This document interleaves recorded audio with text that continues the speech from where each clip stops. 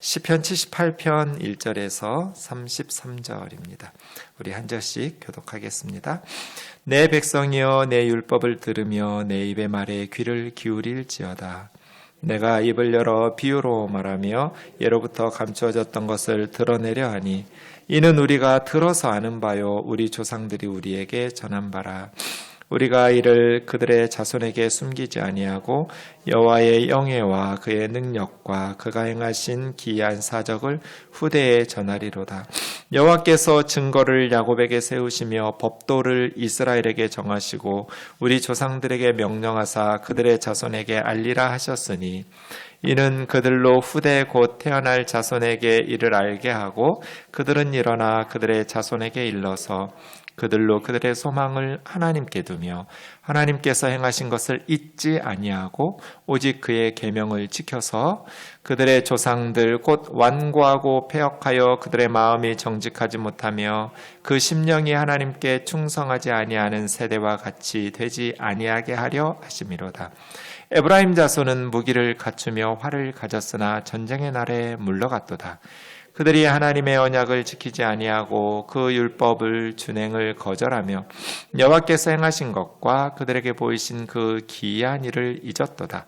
옛적에 하나님이 애굽 땅 소환들에서 기이한 일을 그들의 조상들의 목전에서 행하셨으되 그가 바다를 갈라 물을 무더기같이 서게 하시고 그들을 지나가게 하셨으며 낮에는 구름으로 밤에는 불빛으로 인도하셨으며 광야에서 반석을 쪼개시고 매우 깊은 곳에서 나오는 물처럼 흡족하게 마시게 하셨으며 또 바위에서 시내를 내사 물이 강같이 흐르게 하셨으나 그들은 계속해서 하나님께 범죄하여 메마른 땅에서 지존자를 배반하였도다.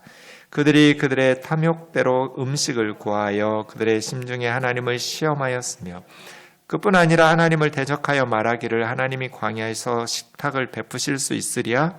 보라, 그가 반석을 쳐서 물을 내시니 시내가 넘쳤으나 그가 능히 떡도 주시며 자기 백성을 위하여 고기도 예비하시랴 하였도다.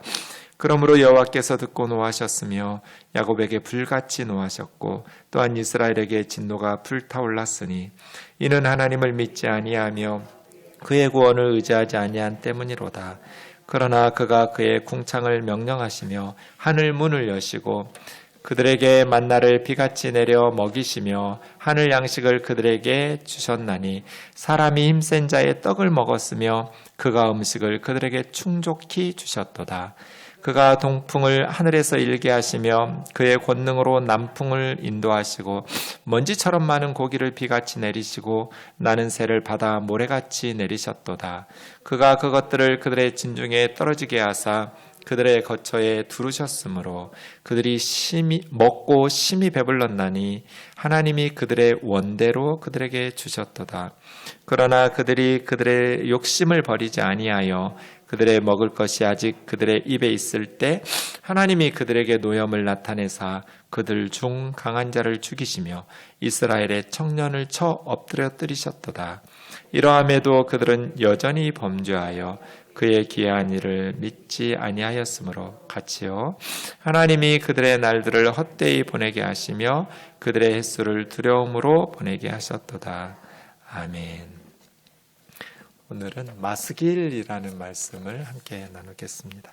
시편 78편이 지난주 토요일 또 주일에 이렇게 새벽 기도회가 없기 때문에 뒷부분은 새벽 기도회에서 했었는데 앞부분은 다루지를 못해서 수요 기도회 때 새벽 기도회에 다루지 못했던 78편의 앞부분을 상고해 보도록 하겠습니다. 78편은 아삽의 마스길 이런 표제어 설명이 붙어 있습니다. 아삽은 주일에 말씀드린 것처럼 다윗 시대의 3명의 성가 대장 중에 한 사람입니다. 헤만, 에단, 아삽. 이 세 사람이 그러니까 다윗 시대에는 세 조로 이루어졌던 것 같아요. 다윗이 이제 예배를 위해서 제사장도 24개 조로 팀을 나누고요. 찬양대도 세 팀으로 나눴는데 그 다윗 시대의 세 팀 중에 한 팀을 인도했던 성가 대장이 아삽입니다. 그런데 시편의 아삽의 시, 특히 이제 3권에 시편은 5권으로 되어 있고 150편이 있는데 3권에 아삽의 시들이 많거든요. 그 아삽의 시들의 내용을 분석해 보면 다윗 시대라고 하기 좀 어려운 내용들도 많아요.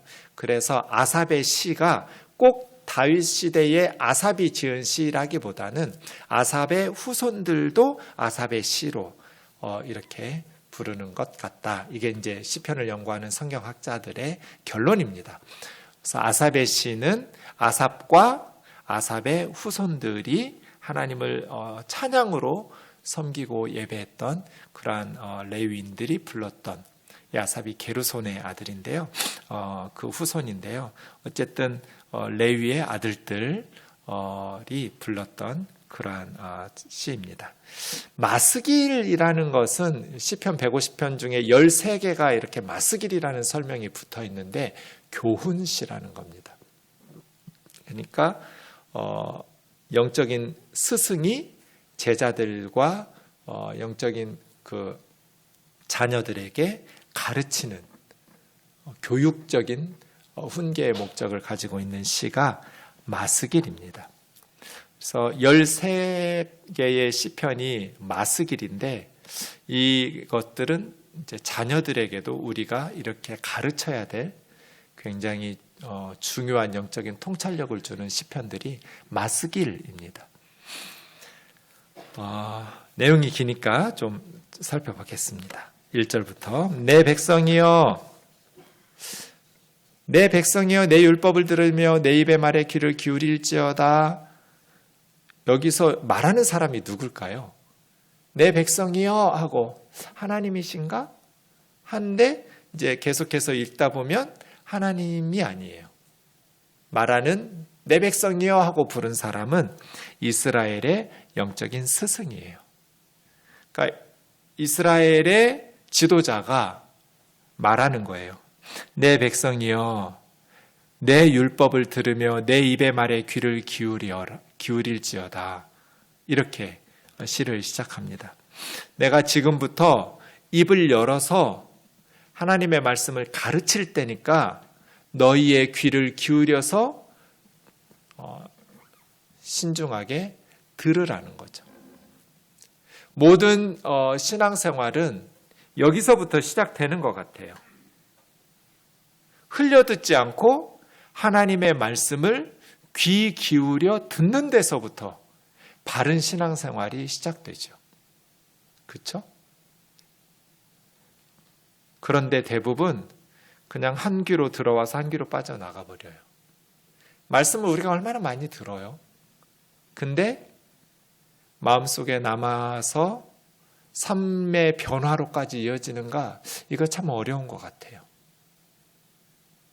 그래서 중요한 것은 귀를 기울여서 하나님의 말씀을 들으려는 겸손한 자세가 필요한 것 같아요. 아무리 좋은 말씀을 가르치려 해도 듣는 이가 귀 기울이지 않으면 그냥 한 귀로 듣고 한 귀로 흘려버리면 무의미하잖아요. 그래서 내 백성이여 내 율법 내가 하나님의 말씀을 전하고 가르칠 테니까 내 입의 말에 귀를 기울여서 신중하고 진지하게 들어라. 네. 내가 입을 열어 비유라고 말했는데요. 희다라는 이 말은 수수께끼? 좀 어려운 말이에요. 풀기 어려운 말들. 수수께끼를 풀기 어려운 수수께끼 같은 것들. 그런 걸 희다라고 하는데요. 비유라고 번역했어요. 내가 입을 열어서 비밀을 가르칠 테니까. 근데 쭉 내용을 보면 역사적인 사건들을 통해서 가르치려고 하는 거거든요. 제자들에게, 후손들에게. 그런데 내가 입을 열어서 이 풀기 어려운 삶과 신앙과 역사의 수수께끼 같이 좀 난제들을 너희에게 가르치려고 하는데 이것은 예로부터 감추어졌던 것들이고 내가 이것을 드러내려 한다. 옛적부터 감추어졌던 오래전부터 숨겨져 있던 비밀, 풀기 어려운 수수께끼 같은 것들을 내가 가르치려고 하니까 귀를 열어서 잘 들으라는 거죠. 이 교훈은 우리가 들어서 아는 바다. 그러니까 78편의 내용은 이 시인이 지어낸 게 아니에요. 자기들도 조상들로부터 전수받아서 배운 거예요. 그래서 78편은 역사적인 과업이에요. 지금 시인은 역사적인 작업을 수행하고 있는 거예요. 조상들로부터 들었던 것을 가지고 자기들이 살았고, 자기들이 살았던 조상들로부터 전수받았던 것을 후손들에게 전해주는 그 과정을 하고 있는 것이죠. 그래서 4절 보시면 우리가 이것을 그들의 자손에게 숨기지 아니하고 옛적부터 조상들에게 전수받았던 것들을 우리 다음 세대인 자손들에게 숨기지 않고 하나님의 영광, 하나님의 능력, 하나님께서 행하신 놀라운 일들을 후대에 전하리로다. 역사를 잃어버리면요, 자기 자신의 현재의 정체성을 잃어버리게 돼요. 내가 어디서 왔는지를 모르니까. 그래서 이런 역사적인 작업이 필요해요. 왜냐하면 홍해에서 건넜던 하나님의 10가지 재앙과 만나와 메추라기를 경험했던 그 시대 사람들은 하나님의 영광과 능력과 행하신 기이한 일들을 잘 알죠. 그런데 그 출애굽 사건을 경험하지 못했던 다음 세대 사람들은 하나님의 영광과 능력과 기이한 사적을 어떻게 알아요? 그걸 경험한 적이 없는데 조상들이 전해주는 거죠. 이러한 역사적인 작업을 통해서 후손들이 하나님의 뜻대로 살아갈 수 있도록 여호와께서 증거를 야곱에게 세우시고 법도를 이스라엘에게 적으셨고, 이 증거와 법도는 율법이죠. 이제 주일부터, 사실 오늘부터 레위기가 시작됐는데, 레위기 시내산에 올 때 출애굽 직후 3개월째였거든요. 그러니까 홍해바다 건너서 2달 남짓 광야를 걸어와서 시내산에 도착했어요. 거기서 10계명 주시고 레위기의 율법 주셨잖아요. 이게 뭘 의미해요? 5절을 의미하죠. 하나님께서는 너희는 내 백성이라고 하면서 시내산 언약을 맺으시면서 내 백성답게 살라고, 애굽에서 이집트에서 살던 방식으로 살지 말고 다른 나라 사람들처럼 살지 말고 너희는 이렇게 살라고. 그건 변화죠. 그동안 내가 살아왔던 모든 것을 십계명과 하나님의 증거와 법도를 통해서 변해야 돼요. 그것이 율법이에요.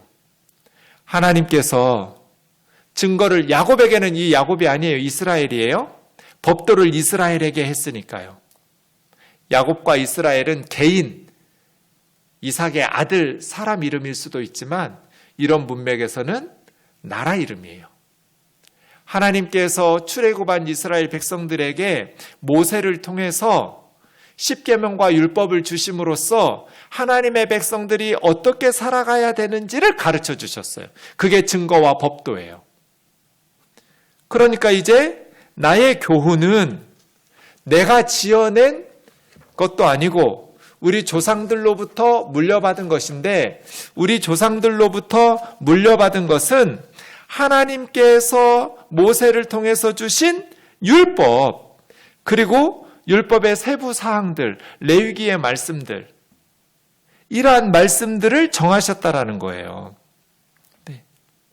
그렇게 정하실 때 모세 시대 사람들, 여호수아 시대 사람들만 그 말씀대로 사는 것이 아니라 우리 조상들에게 명령하셨는데 자손들에게 알리라고 하셨다는 거예요.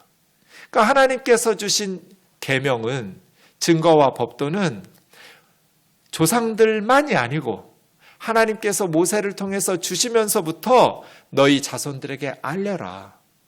그래서 대대로 전수시키라는 거예요. 이는 그들로 후대에 곧 태어날 자손에게 이것을 알게 하고 그들은 일어나 또 그 다음 자손에게 일러서, 그 다음 7절이요. 세 가지죠. 그들로, 그러니까 할아버지 세대나 아버지 세대나 아들 세대나 손주 세대나 그냥 대대로 하나님의 말씀을, 하나님의 증거와 법도를 가르치고 후대에 전해서 첫 번째, 소망을 하나님께 두라. 두 번째, 하나님께서 행하신 일을 잊어버리지 마라. 세 번째, 그의 계명을 지켜라요. 이게 어느 한 세대만 해서는 안 되잖아요. 앞선 세대가 다음 세대에게. 그래서 제가 늘 말하는 것이 우리의 신앙과 삶은 이어달리기입니다. 언제까지냐면 예수님이 다시 오실 때까지 이어달리기입니다. 가정에서도 교회에서도 나라에서도 신앙은 이어달리기인데 이어달리기 할 때 중요한 순간은 언제예요? 바톤 터치할 때예요. 그죠? 내 구간 잘 달렸어요. 그런데 내 뒤에 달릴 사람을 준비하지 않으면, 가르치지 않으면 어떻게 될까요? 지겠죠. 중단되겠죠. 내 바톤을 물려받아야 될 사람을 준비해야 돼요. 모세는 누구 준비시켰어요? 여호수아 준비시켰어요. 바울은 누구 준비시켰어요? 디모데 준비시켰어요. 예수님은 누구 준비시켰어요? 12 제자들 준비시켰어요. 바톤을 물려받을 그 다음 주자들. 왜냐하면 우리가 아무리 훌륭해도 모세같이 위대한 사람도 자기 구간 달리면 죽잖아요. 위대하니까 계속해서 그 다음 구간까지 달리라고 하나님께서 말씀하시라 한 사람도 없단 말이에요. 그래서 내 구간을 달릴 뿐 아니라 열심히 달려야죠. 그 다음 내 바톤을 물려받을 사람을 준비해야 돼요. 그리고 잘 넘겨줘야 돼요. 그래서 그 사람이 계속해서 달려야 돼요.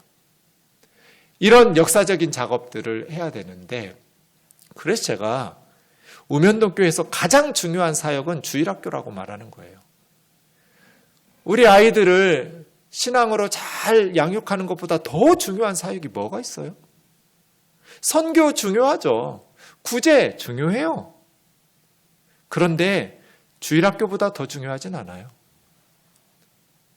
우리 아이들을 믿음으로 잘 양육해서 우리 바톤을 물려받아서 우리 때 부흥하고 하나님께 영광 돌리고 그 다음 우리 다음 세대는요? 거기서 끊어져 버린다면 우리가 천국에서 얼마나 가슴 아프겠어요. 우리가 하나님 앞에서 얼마나 얼굴 들지 못하고 우리의 사명을 다하지 못한 것을 부끄러워하겠어요. 그래서 우리 다음 세대들에게 신앙의 교육을 많은 돈 물려줄라 생각하지 말고 신앙의 유산을 물려주라고 해야 돼요. 그런 의미에서 바톤 좀 물려주라는 거예요. 왜 우리 교단도 다른 교단들 못된 걸 배우려고 해요? 지금 70 정년인데 목사님들이 만 70세예요. 75세로 늘리고 교단들이 벌써 늘린 교단들 많아요. 아예 정년을 없애버린 교단들도 많아요. 그러면 교회가 늙어져요. 제가 아무리 젊은 척 하려고 그래도 나이가 드니까요. 젊은이들하고 공감 능력이 떨어져요. 저의 세대들하고 공감 능력이 생기죠. 근데 70, 80 이렇게 목사님들이 설교하면 교회는 늙어질 수밖에 없어요. 그러면 교회는 이제 문 닫아야 돼요. 바톤을 계속 잡고 자기가 달리려고 하면 어떡하냔 말이에요. 하나님 일을 하지 말라는 거 아니에요. 젊은 세대에게 물려준 후에 담임 목사 자리에서 물러나서 죽을 때까지 충성해야죠. 주님 부르시는 그날까지 꼭 담임 목사 자리에 있어야만 충성하는 건 아니잖아요. 교회와 공동체를 위해서 목사들의 정년 연장을 계속해서 늘리면 어쩌자는 거예요? 교회를 어떻게 하자는 거예요, 도대체? 우리 후배 목사들은 언제 담임 목사하고 언제 리더십을 기르고 언제 교회를 이끌어갈 수 있겠냔 말이에요. 그래서 다음 세대. 시편 78편이 우리에게 가르쳐주는 것은 마스길, 교훈실을 다음 세대에게 뭘 물려줄 거냐. 영적인 통찰력을 가지고 역사 속에서 깨달은 영적인 통찰력을 가지고 가르쳐야 되거든요. 그래서 7절 같은 얘기를 하는 거예요. 소망을 하나님께 두어라. 우리는 살아보니까 이제 알겠죠. 대통령 중요한데 하나님이 역사의 주인이시더라. 기대 많이 했던 대통령들 내 역사 발전시켰어요. 김영삼 대통령 저는 훌륭하다고 봐요. 많이 역사 발전시킨 분이에요. 하나회에 척결했고요. 군 쓸데없는 그 짓 하는 애들 군대에서. 토지 공개념 받아들여서 부동산 실명제 했고요.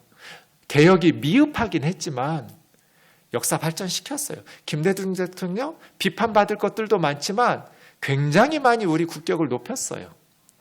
동북아에서 그때만큼 한국이 목소리를 높인 적이 없어요. 남북 평화 프로세스를 시작하고 모든 정치는 공과가 있겠지만 노무현 대통령 많이 변화시켰어요. 저는 미흡하다고 말하는 것에는 동의하지만 하나님께서 결국 그때마다 사람들을 세우셔서 몇십 년 전 생각해 보세요. 말도 안 되는 나라였잖아요, 우리나라. 아직도 개혁해야 될 부분들이 많이 있지만 그럼에도 불구하고 소망을 하나님께 두어야 된다는 거. 돈을 벌어보기도 하고 잃어보기도 하고 또 성공도 해보고 실패도 해보고 많은 경험들을 겪어보니 우리는 7절이 너무 가슴에 와닿잖아요. 소망을 하나님께 두어야 된다는 거. 그것이 진짜 신앙이고 그것이 진짜 성공하는 삶의 비결이라는 것을 우리는 알잖아요. 그런데 우리 애들은 모르잖아요. 제가 아이들한테 물어보면 그냥 돈에 관심이 많아요. 돈 많이 벌고 싶어요. 틀린 말은 아닌데 아직 삶의 경험이 부족하니까 너희 소망을 하나님께 두라. 그리고 하나님께서 행하신 일을 잊어버리지 좀 마라. 하나님께서 행하신 그 구원의 은혜를 잊어버리면 어려운 일을 당할 때 하나님을 원망하는 사탄의 이간질에 넘어간단 말이에요. 그래서 하나님을 의지하고 붙잡지 않고 세상적인 방식을 의지하잖아요. 하나님께서 행하신 일을 잊어버리지 않아야 어려운 일을 만날 때도 하나님을 붙들고 하나님을 의지하죠. 그래야 하나님의 계명을 지키죠. 역사적인 과업을 하는 이유가 7절이에요. 그래서 8절 보세요. 그들의 조상들, 이스라엘의 조상들이 어땠어요? 완고하고 패역했어요. 완고했다라는 것은 고집스럽고 반항적인, 패역했다라는 건 배신을 잘 때리는, 계속 하나님을 배반하고 반역하고. 왜 그랬을까요? 마음이 정직하지 못하고 심령이 하나님께 충성되지 못했기 때문이라고 봐요. 회개했어요. 성경 보세요. 하나님의 징계를 받으면 회개하잖아요. 부르짖잖아요. 그래서 하나님께서 구원해 주세요. 그러면 똑같은 죄를 또 지어요. 왜 그럴까요? 마음이 하나님 앞에 충성되지 못하기 때문이에요. 우선 당장에 급한 것들만, 위기만 모면하려고 하나님 앞에 회개하고 부르짖고, 그런데 하나님께서 복을 주시고 은혜를 베푸시면 다시 세상으로 돌아가 버려요. 겉으로는 하나님 섬기는 것 같은데 마음이 정직하지 못해요. 그래서 중요한 것은 마음. 저와 여러분의 마음이 하나님께 충성스러운가? 하나님 앞에 정직한가? 왜 시편 78편을 가르치는가? 마음 때문이에요. 그래서 조상들과 같이 되지 않게 하려고 역사적인 과업을 준행한다. 겉으로 충성하는 거 말고요. 충성하는 척 하는 거 말고, 예수님 따르고 믿는 척 말고요. 마음이 하나님 앞에 충성된가. 겉으로 정직한 거 말고요. 그래서 이 역사 교육을 시키는 이유는 조상들의 역사적 실패를 반복하지 말라는 거예요. 너희 조상들이 행했던 역사적인 실패를 재현하지 마라. 너희들이 잊어버리면 조상들과 똑같은 죄를 짓는다. 잊어버리지 마라. 복을 주시면 범죄하고 하나님이 심판해요. 그러면 회개하고 또 구원하시고 복을 주시면 범죄하고 이거 계속 반복하잖아요.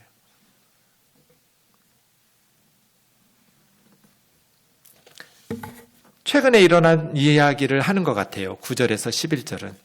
에브라임 자손은, 에브라임 하면 이스라엘 12지파 중에 요셉의 아들이니까요. 북이스라엘의 10지파인데 에브라임 자손 하면 이것은 북쪽의 10지파를 대표적으로 말하는 것으로 보아야 될 때가 많은데 여기가 그래요.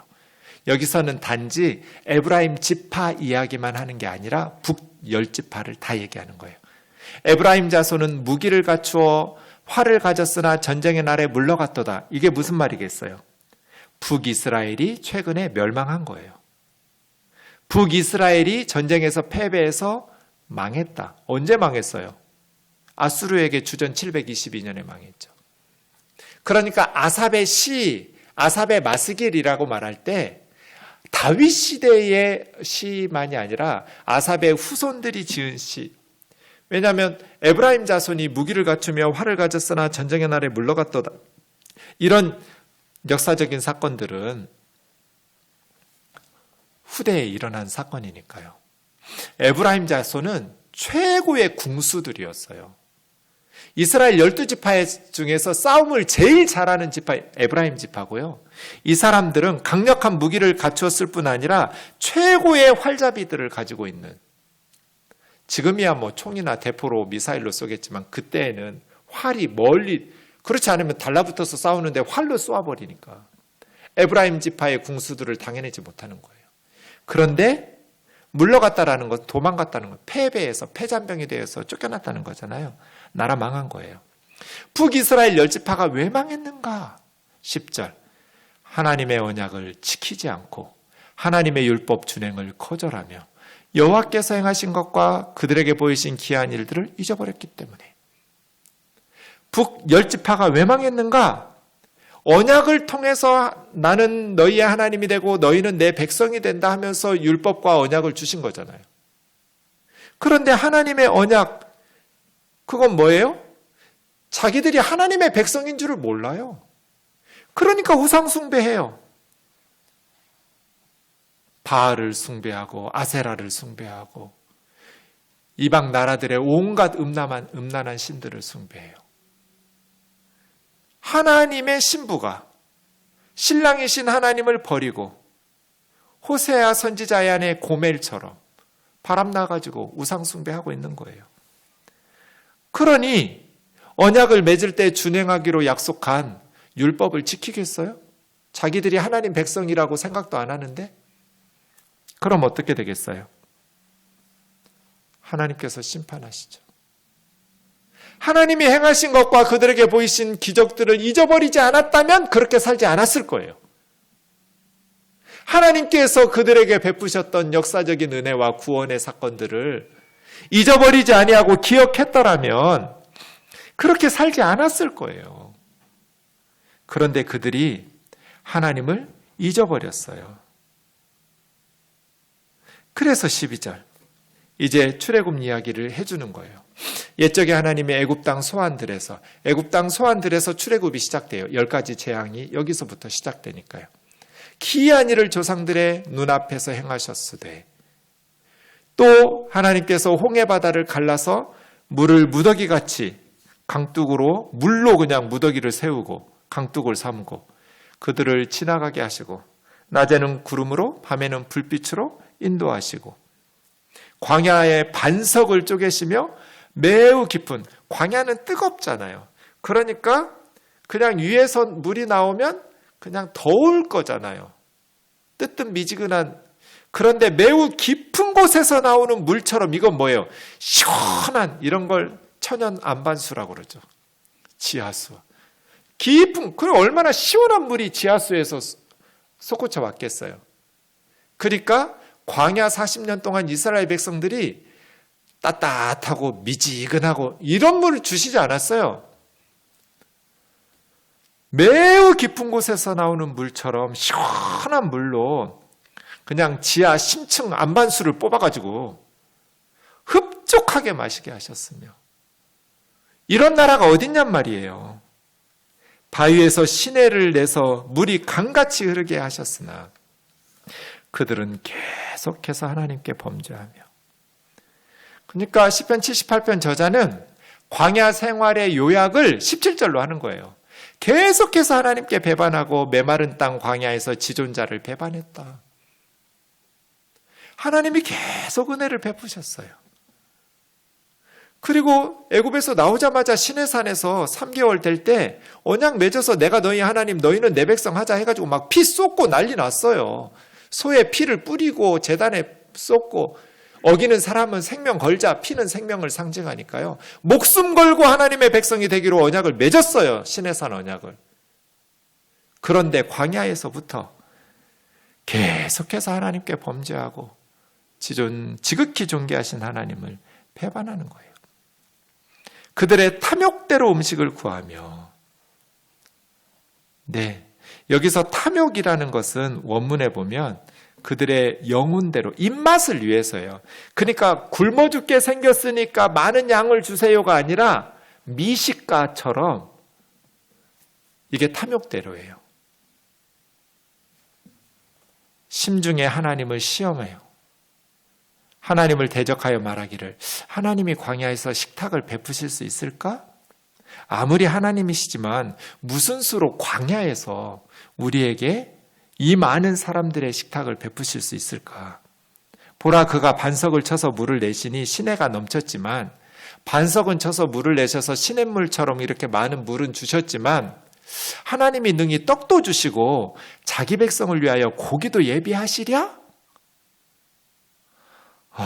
진짜 뭐 이런 놈들이 다 있어요. 마음이 정직하지 못한 거예요. 그냥 하나님 앞에 정직하게, 하나님 떡 먹고 싶어요. 고기도 먹고 싶어요. 염치는 없지만 주시면 안 돼요? 이렇게 말하면 되잖아요. 왜 하나님을 테스트하냐고요. 반석에서 물을 내시긴 하셨지만 떡도 주시고 자기 백성 위해서 고기도 주실 수 있을까? 그러므로 여호와께서 듣고 노하셨으며 야곱에게 불같이 노하셨고 이스라엘에게 진노가 불타올랐으니 이는 하나님을 믿지 아니하며 하나님의 구원을 의지하지 아니한 때문이로다. 하나님께서 행하신 구원을 잊어버리고 하나님의 영광과 하나님의 능력과 하나님이 행하신 놀라운 일들을 잊어버리니까 하나님을 신뢰하지 않는 거죠. 믿지 않고 의지하지 않아요. 그러니까 계속해서 하나님을 테스트하고 하나님을 의심하고 불신하는 거죠. 믿음이 없이는 하나님을 기쁘시게 할 수가 없어요. 그리고 그 믿음은 말로 하는 게 아니라 행동으로 나타나요. 우리 아이가 어렸을 때 이제 막 아빠 소리를 배웠을 때 제가 진짜 깜짝 놀란. 어느 날 갑자기 책 보고 있는데 아빠를 불러서 뒤돌아봤더니 그대로, 얘가 어떻게 책장으로 올라갔나 모르겠어요. 그대로 책장에서 저한테 뛰는 거예요. 그러니까 이 녀석이 생각할 때는 지네 아빠는 뭐든지 다 할 수 있는 거예요. 그래서 높은 데 올라가가지고 아빠 부르고 제가 쳐다보면 제가 자기를 보자마자 저에게 온몸을 던져요. 이런 걸 믿음이라고 그래요. 큰 후에 제가 어렸을 때 기억나냐고 기억난대요. 이리 날라봐. 아빠 불어줘요. 커서는 못해요. 어렸을 때 아빠하고 높은 데서 그냥 몸을 던져버려요. 그때 이런 게 믿음이지. 우리 하나님 아빠한테 나는 믿는다고 말로 하고 찬양은 하는데 내 삶을 던지나? 하나님을 의지하면서 하나님을 신뢰하면서 살아가는가? 계속해서 하나님 이거 해주실 수 있을까? 나 정말 사랑하실까? 의심하면서 하나님의 마음을 슬프게 하진 않을까? 믿음이 없이는 하나님을 기쁘시게 할 수가 없다.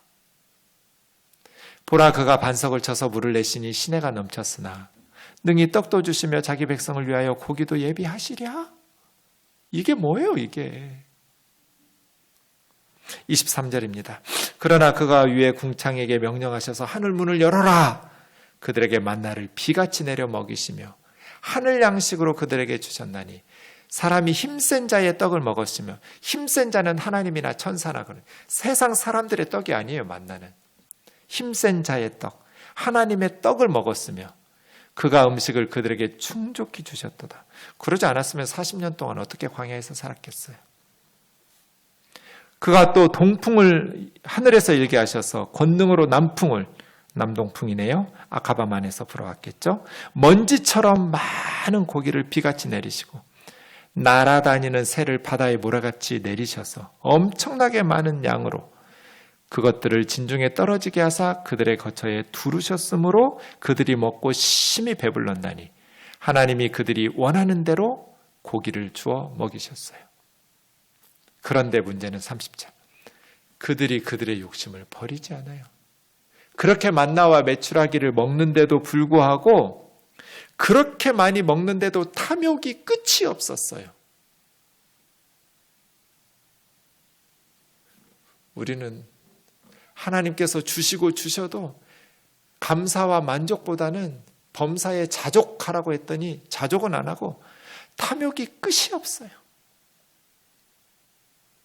그래서 하나님께서 아직 먹을 것이 그들의 입에 있을 때 노염을 나타내사 그들 중 강한 자를 죽이시며 청년들을 쳐 엎드러뜨리셨도다. 강한 자들만이 아니고요. 강한 자들이 엎드러지면 약한 사람들, 노인들, 어린애들은 뭐 말할 것도 없겠죠. 건장한 청년들도 감당할 수 없을 만큼 큰 재앙을 내리쳐서 이스라엘을 치셨다는 거예요. 이게 기브롯 핫다와라는 거잖아요. 이러함에도 그들은 여전히 범죄하여 그의 기이한 일들을 믿지 아니하였으므로 하나님이 그들의 날들을 헛되이 보내게 하시며 그들의 횟수를 두려움으로 보내게 하셨도다 하면서 광야 이야기가 끝나요. 인생에 의미가 없는 거예요. 그들의 날들을, 인생이잖아요. 그들의 삶을 헛되이 보내게 하셨어요. 값지게 의미 있게 보람 있게 살지를 못하고 여러분 삶에 있어서 가장 중요한 게 의미잖아요. 내 삶에 의미가 있는가? 젊었을 때는 재밌는 거에 관심이 많잖아요. 돈 많이 버는 데에 관심이 많고 재미있는 거 없냐 찾아요. 그런데 점점 나이가 들수록 내 살아갈 날들, 주님 만날 날이 얼마 남지 않았다고 느껴질수록 우리는 주님 앞에 섰을 때 부끄럽지 않도록 가치 있는, 의미 있는 하루하루를 보내려고 하잖아요. 제가 청년부 할 때 늘 이야기했거든요. 나도 너희만한 청년부 시절을 보냈는데 나도 젊었을 때에는 재밌는 거 찾았다. 그런데 점점 나이가 들다 보니 이제 재밌는데 내 인생을 쓰기보다는 하나님 앞에서 의미 있게 살고 싶어지더라. 값지게 살다가 가고 싶어지더라. 젊어서부터 이걸 기억하면서 값지게 살라고. 근데 광야에서 계속해서 탐욕 부리고 세상적인 것들에 하나님에게 마음 두지 못하고 하니까 하나님께서 그들의 삶을 그냥 헛되이 보내게 하세요. 이게 가장 큰 진노와 가장 큰 형벌 아닐까요? 돈은 많아요. 배 터지게 먹어요. 근데 인생이 재미가 없어요. 의미가 없으니까. 그때뿐이에요. 남들은 부러워해요. 그게 무슨 의미가 있어요? 그래서 뭐 어째요? 남들이 부러워한다고 내 삶에 의미가 생기는 건 아니잖아요. 성공했어요.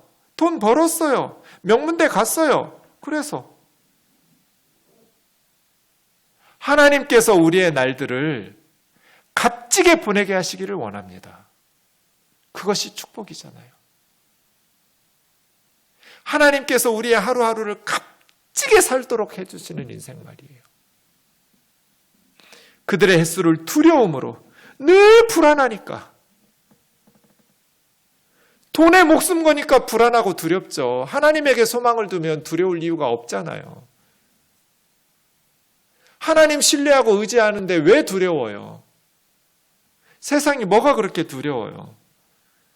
가장 안 돼봐야 죽는 건데 우리는 죽는 게 가장 큰 축복이잖아요.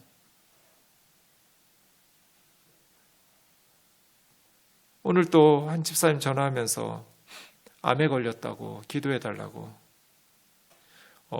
너는 아직 주의 일을 많이 안 해서 천국에 가는 그런 축복을 누릴 자격이 없으니까 하나님 살려주실 거라고. 제가 그랬어요. 네가 한 게 뭐가 있다고 벌써 천국 가냐고. 사명 감당해야 가요. 우리가 뭐 안 돼봐야 죽는 거일 텐데 죽으면 천국 갈 거고 뭐가 걱정이에요. 주 안에 있는 나에게 딴 근심 있으랴. 뭐 어디서든지 할렐루야 하는 거죠. 하나님을 신뢰하지 못하니까 불안하죠. 하나님에게 소망을 두지 않으니까 세상의 것들에 집착하죠. 많이 주시면 많이 하고 조금 주시면 조금만 하면서 살면 돼요. 인생이 뭐 별거 없더라고요. 살아보니. 대단히 두려워할 일도 없고요. 대단히 욕심부릴 세상이 줄 게 우리한테 뭐가 있어요 도대체. 가장 값진 예수 그리스도를 우리에게 주셨는데 하나님께서 가장 소중한 하나님의 자녀되는 축복을 우리에게 주셨는데 우리가 세상에서 나고자가 아니고 없는 것 같지만 모든 것을 소유한 자들인데 우리의 날들이 헛되어야 될 이유가 없고 두려움으로 보내야 될 이유가 없잖아요. 이것이 영적인 리더인 스승이 이스라엘 후손들에게 가르쳐주고 싶은 거예요. 너희 조상들처럼 살지 마라. 너희 조상들처럼 살지 마라. 소망을 하나님에게 두어라. 하나님께서 행하신 일들을 잊어버리지 마라.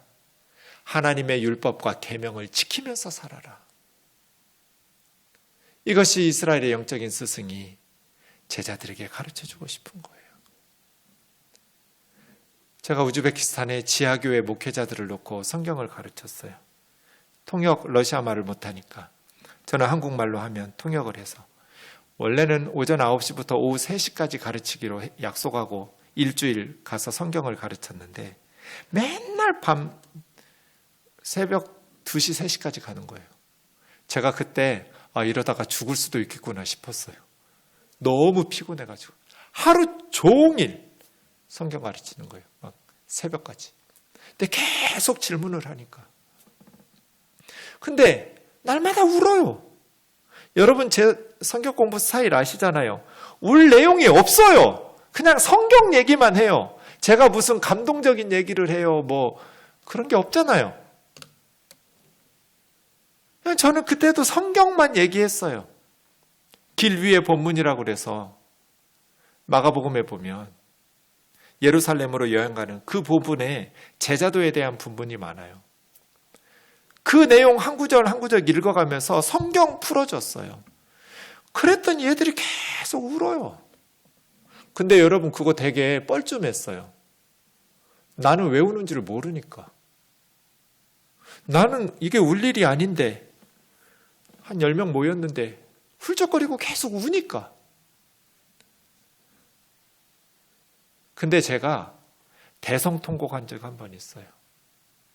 하루는. 거기 있는 분들은 다 한국에 왔다 갔어요. 선교사님들 통해서 예수 믿었고 교회 지도자가 되니까 한국 교회를 방문하고, 그때 제가 무슨 이야기하고 울었냐면 너희들이 보았던 한국 교회 목사들처럼 살지 말라고. 그 말을 하는데 그렇게 슬픈 거예요. 너희들이 한국에서 보았던 한국 교회 목사님들처럼 살지 마라. 너희들이 보지 못한 한국 교회 목사님들이 있다. 더 많은 한국 교회 목사님들. 왜냐하면 제가 그 말 하기 전에 쉬는 시간이나 이럴 때 한국 교회 이야기 많이 했거든요. 질문도 많이 하고. 그때 다 큰 교회들 다닌 거예요. 그러면서 외제차 타고 다니고 막 엄청난 목양실에 엄청난 예배당에 이런 목회자들만 보고 온 거예요. 근데 제자도 본문은 예수님의 제자들은 그렇게 살 수가 없거든요. 그러니까 운 거예요, 얘들이. 자기들도 그런 욕심을 가지고 주님을 따랐으니까.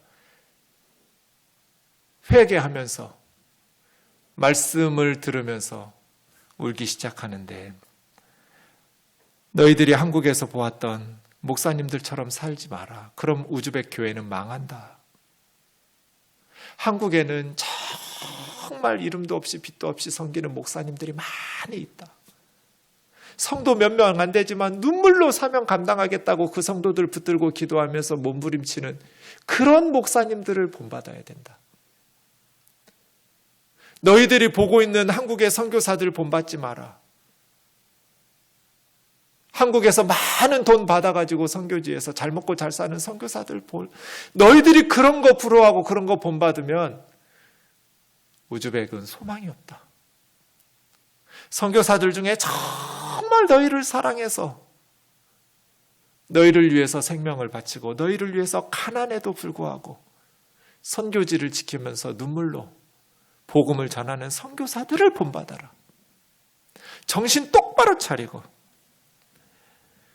근데 제가 한국교회 목사인데 한국교회 목사들 본받지 말라고 말하니까 그렇게 서글프더라고요.